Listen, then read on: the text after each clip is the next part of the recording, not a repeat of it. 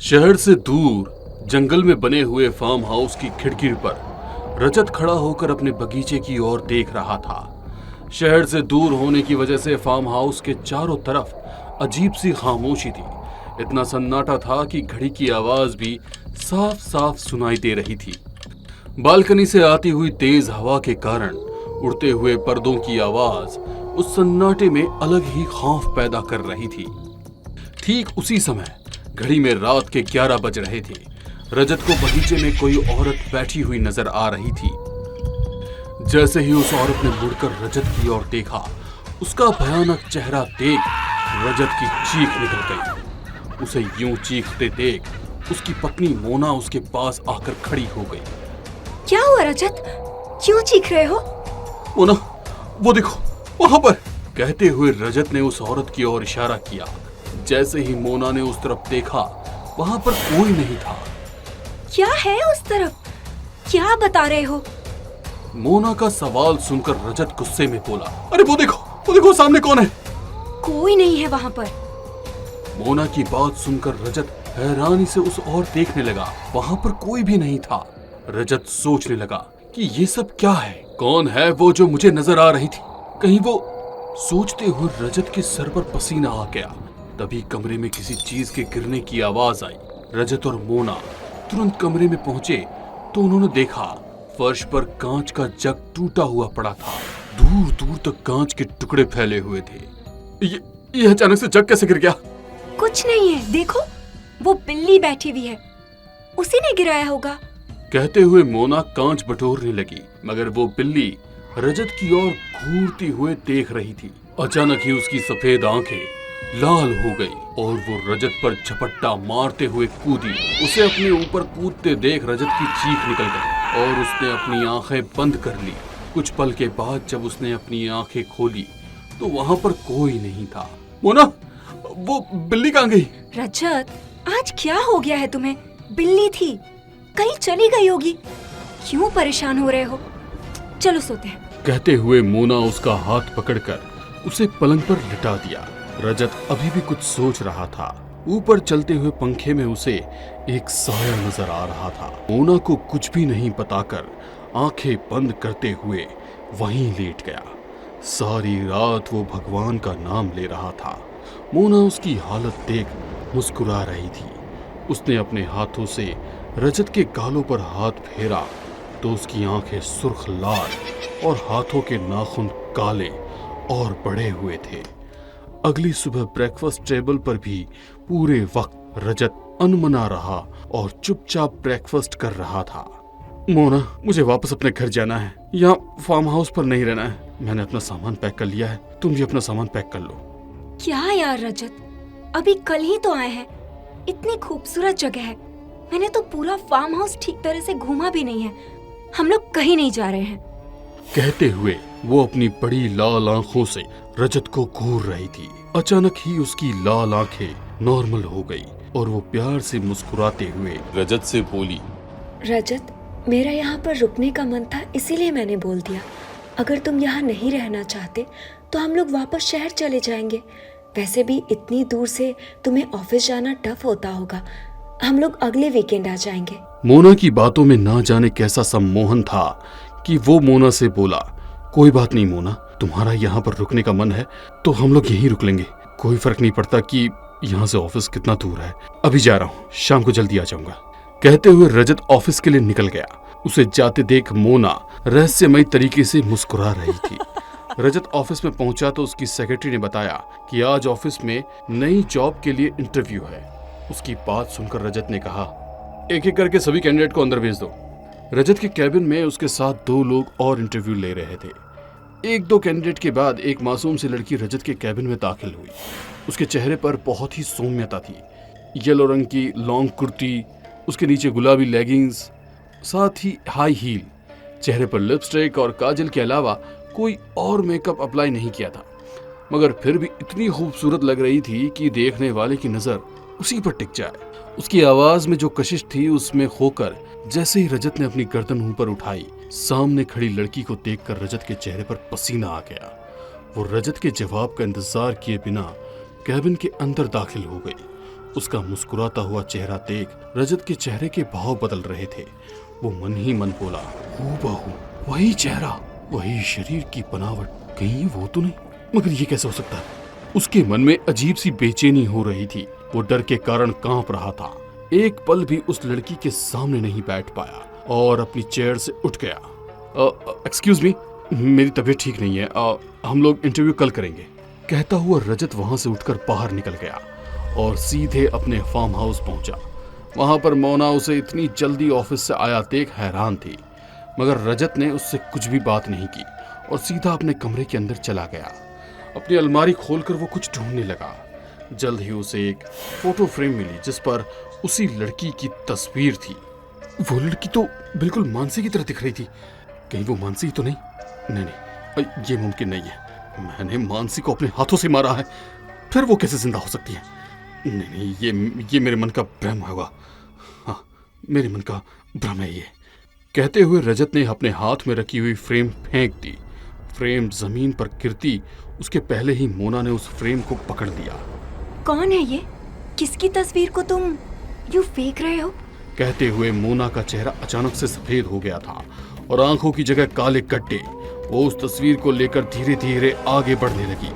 उसे आगे बढ़ते हुए देख रजत डर के कारण पीछे हो रहा था। अब डर लग रहा है? पहले क्यों नहीं किसी को मारने में डर लगा? क्या गलती थी मेरी? क्यों मारा मुझे? मोना, ये कैसी बहकी बहकी बातें कर रही हो? होश में नहीं हो क्या? होश तो मुझे जब आया तब तक बहुत देर हो चुकी थी रजत। मैंने अपना घर परिवार छोड़कर तुम पर भरोसा किया, मगर बदले में मुझे क्या मिला? एक गुमनाम मौत। मेरी लाश का तो अंतिम संस्कार भी नहीं हुआ।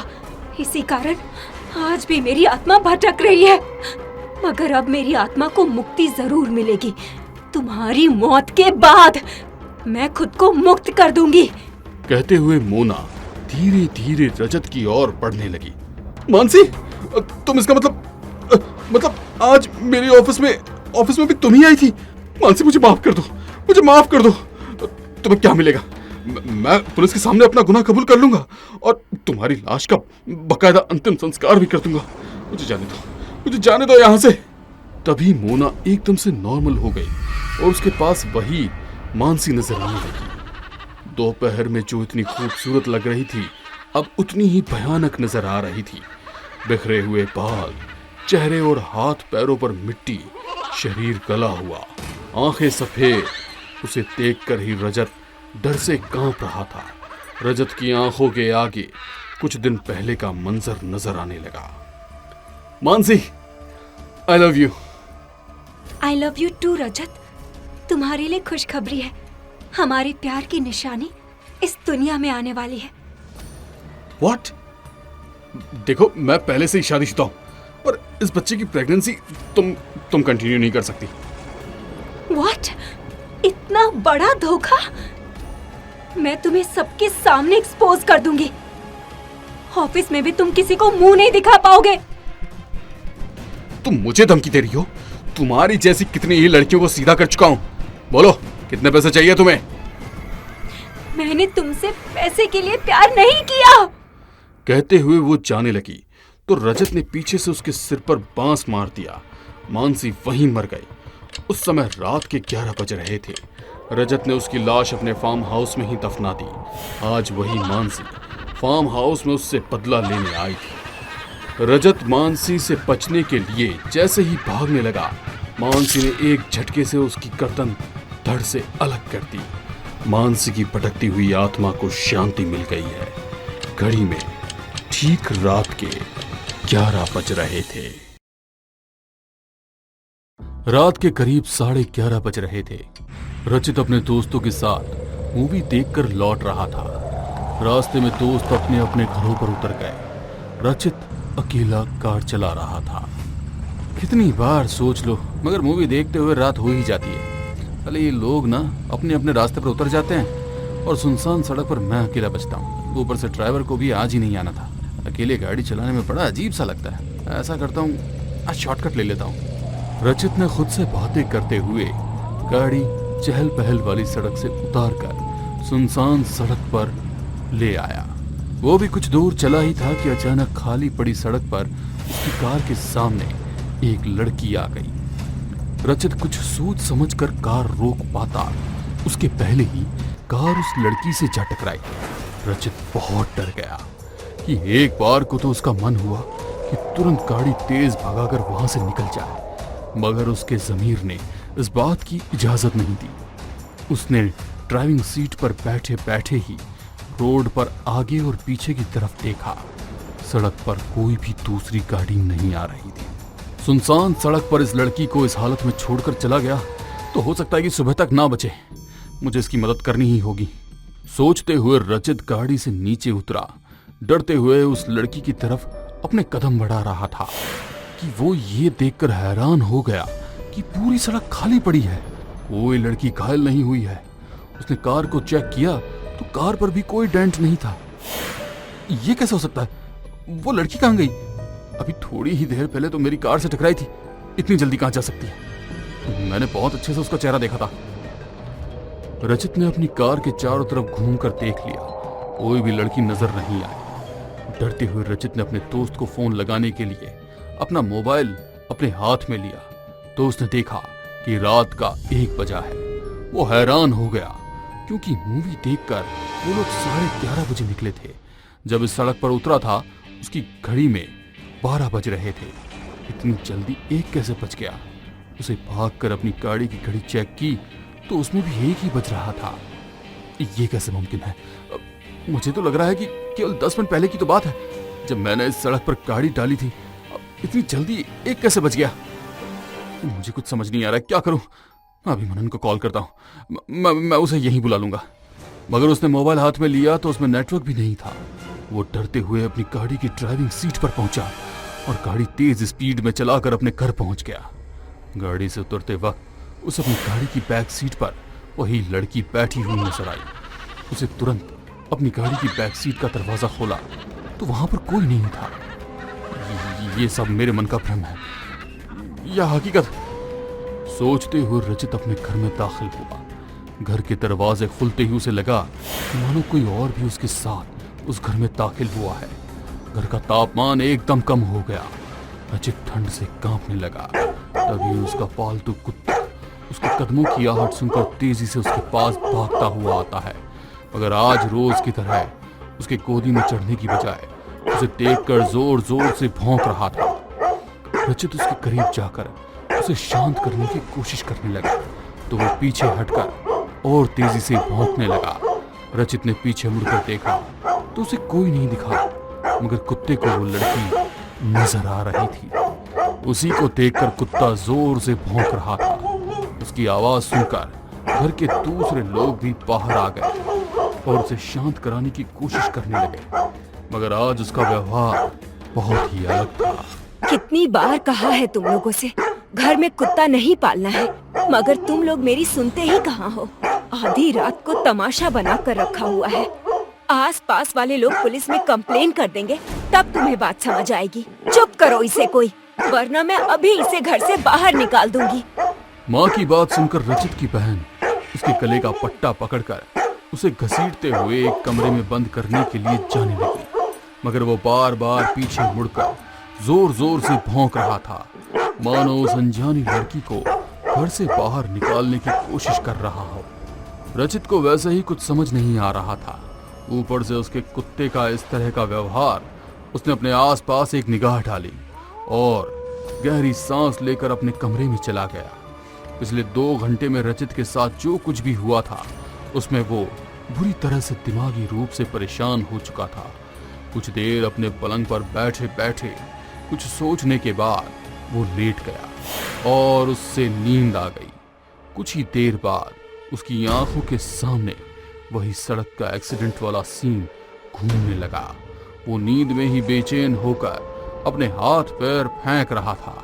जैसे ही सपने में उसकी कार उस लड़की से टकराई, वो घबरा कर खड़ा हो गया।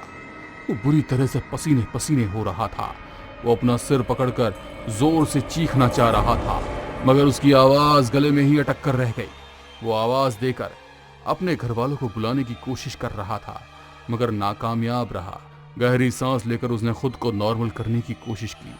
साइड टेबल पर रखी पानी की बोतल उठाकर उसने जैसे ही पानी पीना शुरू किया, उसकी निगाह अपने कमरे के दरवाजे पर पड़ी। दरवाजे पर वही लड़की खड़ी उसकी ओर देख रही थी। उसकी आंखों का सूनापन देख रचित को इस बार डर नहीं लग रहा था, बल्कि उसके साथ सिंपैथी हो गई। रचित धीरे धीरे उसकी ओर बढ़ने लगा। कौन हो तुम और क्या चाहिए तुम्हें, और इस तरह से मेरा पीछा क्यों कर रही हो? वो साया मुस्कुराते हुए आगे बढ़ा और धीरे से रचित के कान में बोला, मुक्ति। मुक्ति? मैं तुम्हें कैसे मुक्ति दिला सकता हूँ? तुम्हें मेरे कातिलों को मेरे हाथ से सजा दिलानी होगी। मैं ही क्यों? मैं ऐसे काम में तुम्हारी क्या मदद कर सकता हूँ? तुम्हें मेरी मदद करनी ही होगी, क्योंकि मेरे कातिल कोई और नहीं, तुम्हारे दो दोस्त ही हैं। मेरे दोस्त? इम्पॉसिबल, मैं नहीं मान सकता। जब रचित ने उस लड़की की बात नहीं मानी तो उस लड़की ने रचित के सिर पर हाथ रखा और रचित को उस लड़की के साथ घटी हुई सारी घटना चलचित्र की तरह दिखाई देने लगी। ऐसे उसके दोस्त शराब पीकर गाड़ी चला रहे थे। उन्हीं दोस्तों की गाड़ी के नीचे आकर वो लड़की घायल हो गई, मगर पुलिस के लफड़े से बचने के लिए वे लोग उसे जिंदा ही खाई में फेंक देते हैं। ये पुराना सारा नजारा देखकर रचित की आंखों में आंसू आ गए। मैंने तो सोचा भी नहीं था कि मेरे दोस्त इस कदर घटिया हो सकते हैं। बताओ मैं तुम्हारी मदद कैसे कर सकता हूँ? उस सुनसान रास्ते पर जहाँ आज रात को हमारी पहली मुलाकात हुई थी, ठीक वहीं पर मेरी लाश है। तुम्हें अपने दोस्तों को वहाँ पर लेकर आना होगा। अपना बदला मैं खुद लूंगी। मैं तुमसे वादा करता हूँ कि आज रात को ही तुम्हारी मुक्ति की कोशिश करूंगा। रचित के वादा कर देने से उस लड़की का साया वहां से चला गया। रचित को अब सुकून की नींद आई। अगली सुबह उसकी नींद अपने दोस्त के फोन से ही खुली। क्या बात है, अभी तक सो रहा है क्या? कल रात को घर पहुंचकर भी तूने फोन लगाया नहीं था और ना ही कोई मैसेज किया। अभी भी तीसरी बार फोन लगाया है, तब जाके तू उठा है।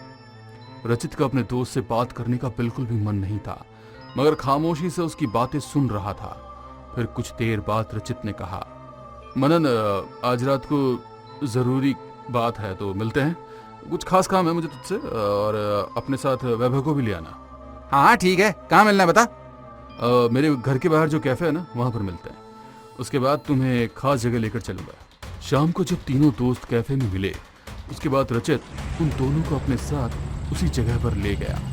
दोनों को उस जगह पर पहुंचकर अपना किया याद आ गया। अरे ये हमें कहाँ लेके आ गया? चल वापस यहाँ से। कहते हुए मनन वापस जाने के लिए पलटा तो सामने उस लड़की का साया हवा में उड़ रहा था। मुझे तो लगा था मुक्ति के लिए मुझे सालों इंतजार करना पड़ेगा, मगर रचित, तुम्हारा शुक्रिया। लड़की के कहते ही दोनों दोस्त रचित की ओर देखने लगे। तूने हमारे साथ धोखा किया है। किसी दोस्त को धोखा देना अच्छी बात नहीं होती। रचित कुछ कह पाता उसके पहले ही वो लड़की जोर जोर से हंसने लगी।